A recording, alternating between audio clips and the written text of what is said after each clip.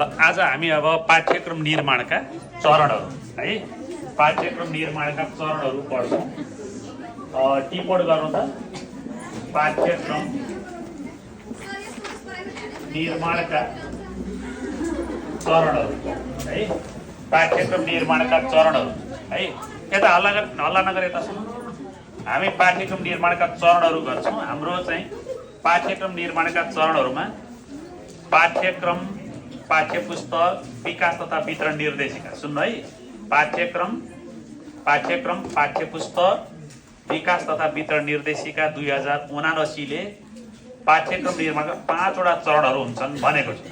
सबभन्दा पहिलो चरण के हुन्छ?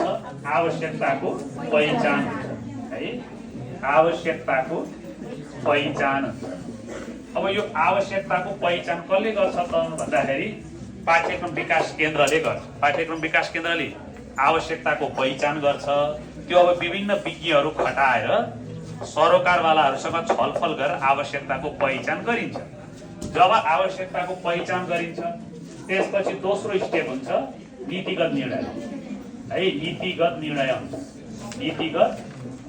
हुन्छ। अब यो नीतिगत निर्णय कसले गर्छ त भन्दा राष्ट्रिय पाठ्यक्रम विकास तथा मूल्याङ्कन परिषद।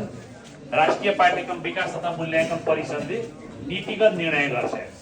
नीतिगत निर्णय भनेको के हो भने नीतिगत निर्णय भनेको यो आवश्यकताको पहिचान भएको कुरालाई उसले के गर्छ? नीतिगत निर्णय गर्ने। अनि नीतिगत निर्णय गरिसकेपछि अर्को काम के हुन्छ? पाठ्यक्रम विकास। बल्ल हामीले पाठ्यक्रम विकास गर्छौँ। हेर कुरा भन्नुभयो कि त यो स्टेप बाई स्टेप हो, चरणबद्ध हो। जस्तो आवश्यकताको पहिचान हुन्छ, दोस्रो काम हुन्छ नीतिगत निर्णय हुन्छ। कुरा भन्नुभयो कि त नीतिगत निर्णय राष्ट्रिय पाठ्यक्रम विकास मूल्याङ्कन परिषदले गरिसकेपछि अब पाठ्यक्रम विकासको काम हुन्छ है। पाठ्यक्रम विकासको काम हुन्छ। अब पाठ्यक्रम विकासको काममा पनि 4 वटा कुराहरू हुन्छ। एउटा के हुन्छ पाठ्यक्रम विकासको काममा भन्दा मस्यौदा हैन, मस्यौदा लेखन कार्यदल हुन्छ। मस्यौदा लेखन कार्यदल हुन्छ है। यो मस्यौदा लेखन कार्यदल पाठ्यक्रम विकास केन्द्रले बनाउँछ। यो विज्ञहरूको हुन्छ र ती विज्ञहरूले पाठ्यक्रमको के गर्छन् त मस्यौदा तयार पार्छ है। पाठ्यक्रमको मस्यौदा तयार पार्छन्। मस्यौदा भनेको छलफलको लागि बनाइएको, फाइनल होइन। अब यो मस्यौदा लेखेको पाठ्यक्रम कहाँ जान्छ भन्दा शिक्षा कार्यशालामा जान्छ। शिक्षा कार्यशालामा जान्छ। अब यो के हो त भन्नुहुन्छ भने यो मस्यौदा लेखन कार्यदल विज्ञले लेख्ने हो। त्यहाँ टिचरहरूको सहभागिता हुँदैन। त्यसकारणले अब विद्यार्थीको पर्सपेक्टिभबाट कस्तो हुन्छ त क्लासरुममा त्यसलाई कार्य